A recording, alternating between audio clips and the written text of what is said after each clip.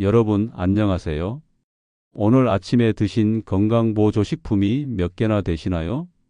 혹시 이런 생각 해보신 적 있으신가요?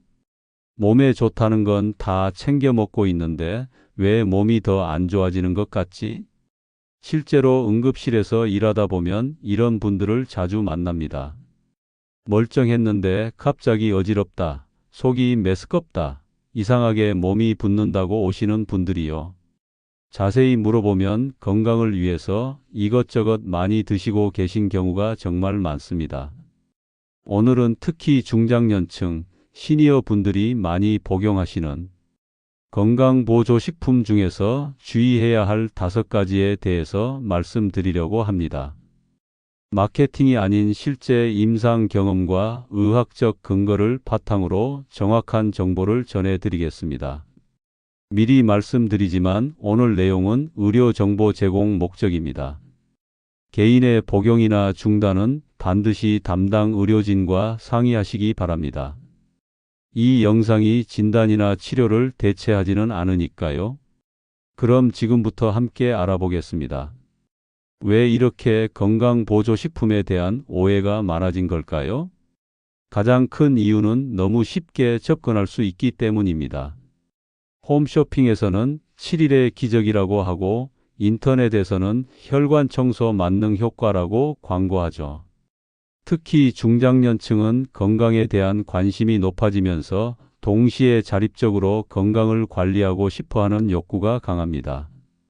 그런데 문제는 약국이나 온라인에서 너무 쉽게 구입할 수 있다 보니까 무심코 여러 가지를 중복해서 먹게 되는 경우가 많다는 거예요.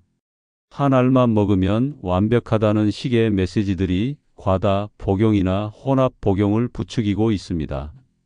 실제로 저희 병원에 오시는 분들 중에 가방에서 10가지가 넘는 보충제를 꺼내시는 분들도 계세요.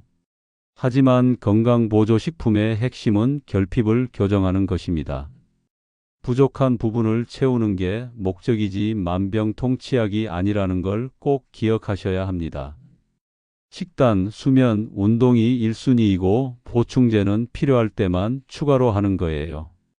그럼 지금부터 실제로 주의해야 할 5가지 보충제와 그 대안에 대해서 하나씩 자세히 알아보겠습니다. 먼저 안전한 보충제 복용을 위한 3가지 기본 원칙을 말씀드리겠습니다. 이 원칙만 지켜도 대부분의 문제는 예방할 수 있습니다. 첫 번째, 필요성 확인입니다. 막연한 불안감으로 복용하지 마시고 혈액 검사나 전문의 진단을 통해서 실제로 결핍이 있는지 확인하셔야 합니다. 예를 들어서 비타민 D 결핍이 있다면 비타민 D를, 철분 부족이 있다면 철분을 보충하는 식으로요. 두 번째, 용량과 기간을 지켜야 합니다. 제품 라벨에 적힌 권장량과 의료진이 권고하는 용량을 반드시 따르셔야 해요. 많이 먹는다고 더 좋은 게 아닙니다. 세 번째, 상호작용을 확인해야 합니다.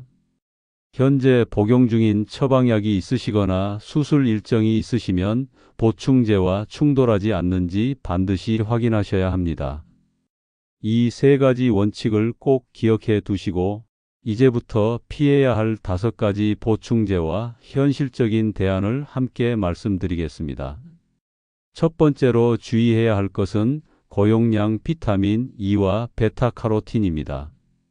슈퍼 항산화라는 이름으로 많이 판매되고 있는데요. 고용량으로 장기간 복용하는 것은 지양하셔야 합니다. 실제로 대규모 연구 결과를 보면 흡연자가 베타카로틴을 섭취했을 때 폐 질환 위험이 증가한다는 보고가 있었습니다. 또한 비타민 E를 과량 섭취했을 때는 출혈성 사건의 위험이 증가할 수 있다는 연구 결과도 있어요. 물론 개인의 상태에 따라 다르기 때문에 보충이 필요하시다면 반드시 의료진과 상의하시는 게 안전합니다. 특히 흡연자분들은 더욱 주의하셔야 해요. 그럼 어떻게 해야 할까요? 가장 좋은 방법은 음식으로 다양한 색깔을 섭취하는 것입니다. 매 끼니마다 3가지 색깔 이상의 채소와 과일을 드시세요. 빨간색 토마토, 주황색 당근, 녹색 시금치, 보라색까지 이런 식으로요. 그리고 건강한 지방도 중요합니다. 올리브유 한 스푼이나 견과류 한 줌 정도를 매일 드시면 됩니다.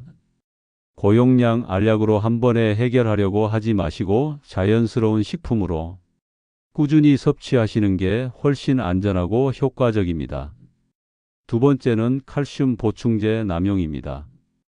뼈 건강을 위해서 칼슘을 많이 드시는 분들이 계신데 한 번에 고용량으로 섭취하면 문제가 될 수 있습니다. 칼슘을 한 번에 고용량으로 섭취하면 혈중 농도가 급격히 상승할 수 있어요. 이때 일부에서는 혈관 석회화나 신장 결석 위험과의 연관성이 보고되어 왔습니다. 많이 먹는다고 좋은 게 아니라는 걸 보여주는 대표적인 예죠. 그럼 어떻게 해야 할까요? 칼슘은 식품으로 분산해서 섭취하는 게 가장 좋습니다. 멸치, 두부, 요거트, 녹색 채소 등을 통해서 하루 종일 조금씩 섭취하시면 됩니다. 그리고 칼슘 흡수를 위해서는 비타민 D가 중요한데 오전이나 오후에 15분에서 20분 정도 햇빛을 쬐시는 게 좋습니다. 필요하다면 저용량 비타민 D 보충제를 의료진과 상담 후에 드시면 되고요. 무엇보다 중요한 건 하중 운동입니다. 빠른 걷기를 30분 정도 하시거나 계단을 오르내리는 운동이 뼈 건강에 훨씬 효과적입니다. 보충제에 돈을 쓰시기보다는 좋은 운동화에 투자하시는 게 더 현명할 수 있어요.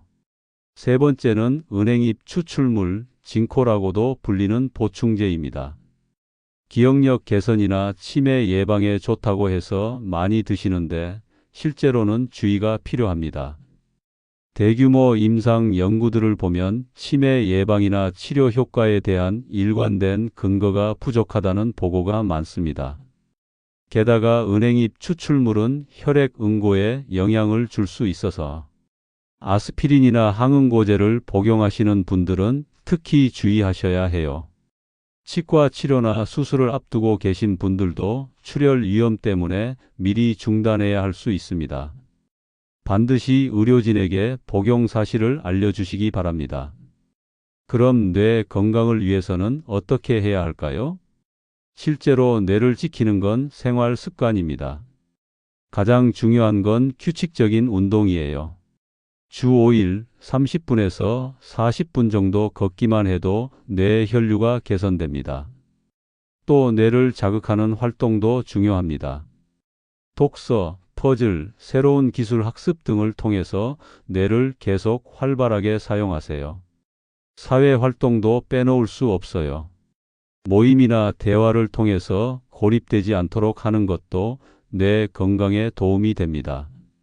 식단으로는 채소, 과일, 생선, 올리브유 중심의 지중해식 식단이 뇌 건강에 좋다고 알려져 있습니다.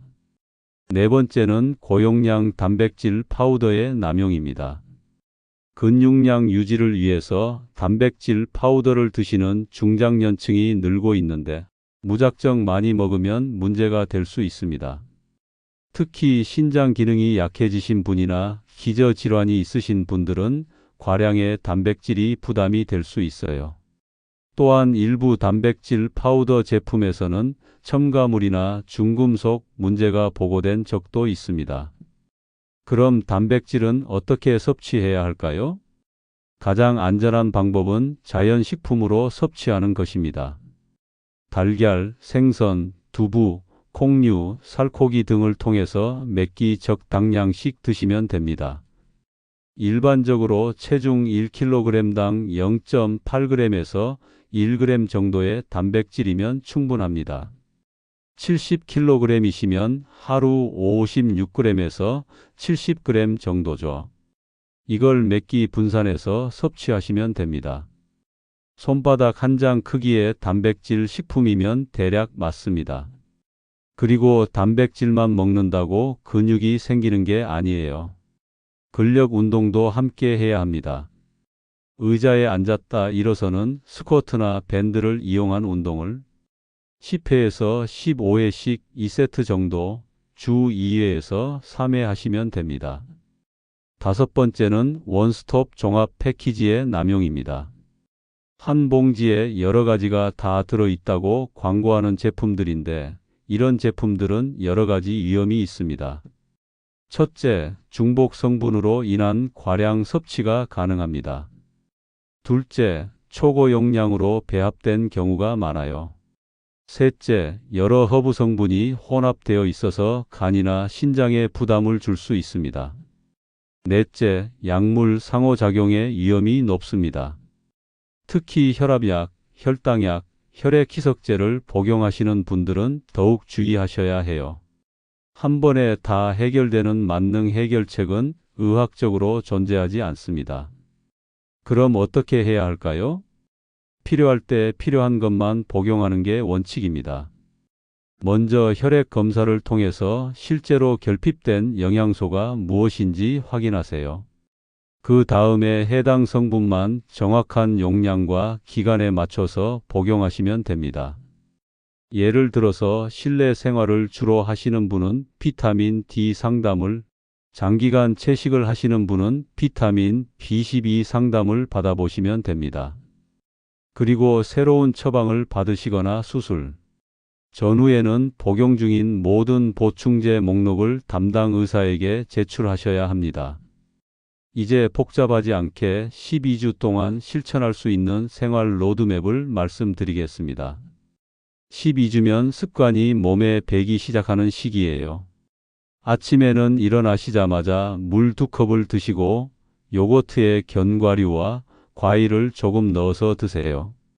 가능하시면 햇빛을 15분에서 20분 정도 쬐시는 것도 좋습니다.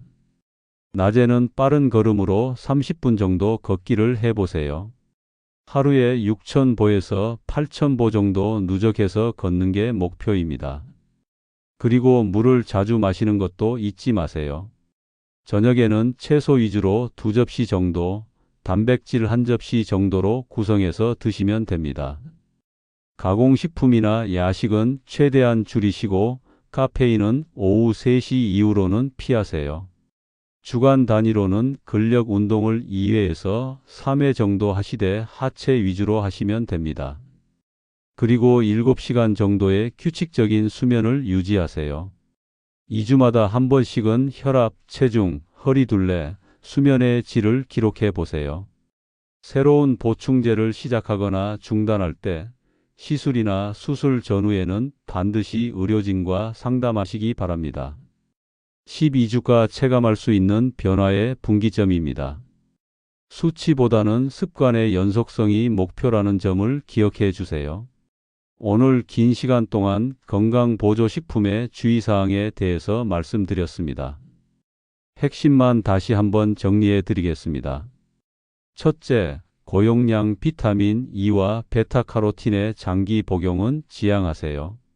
특히 흡연자분들은 더욱 주의하시고 자연식품으로 다양한 색깔의 항산화 성분을 섭취하시는 게 좋습니다. 둘째, 칼슘은 한 번의 고용량보다는 식품으로 분산 섭취하세요. 멸치, 두부, 요거트, 녹색 채소를 통해서 하루 종일 조금씩 드시고 햇빛과 운동을 함께 병행하세요. 셋째, 은행잎 추출물은 출혈 위험을 고려해서 신중하게 복용하세요.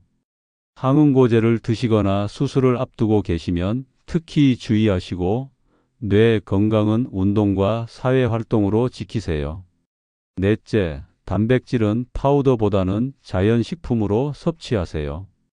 달걀, 생선, 두부, 콩류를 통해서 몇 끼 적당량씩 드시고 근력 운동도 함께 하시는 게 중요합니다. 다섯째, 종합 패키지보다는 필요한 것만 선택적으로 복용하세요.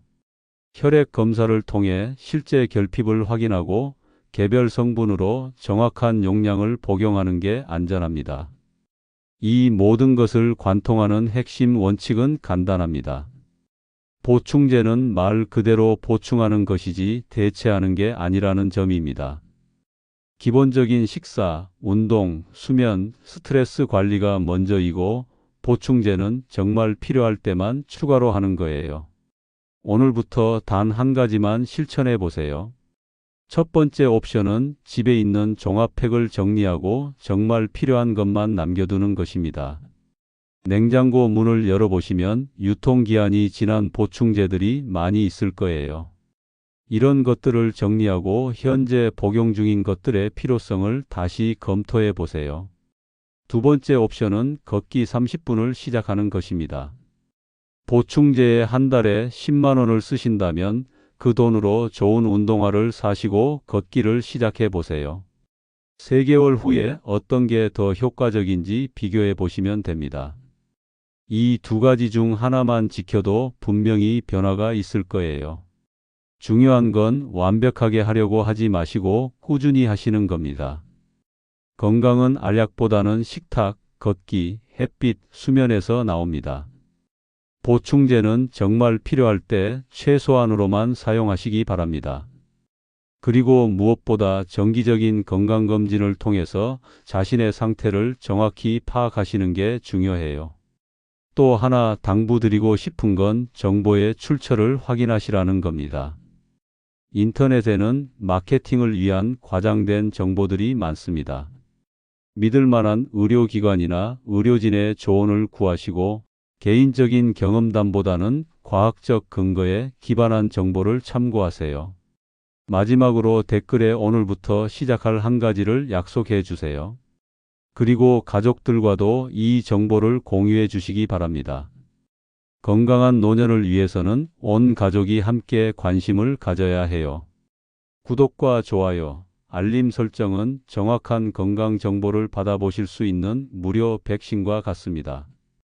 다음에는 더 구체적인 건강관리 방법들을 다뤄보겠습니다.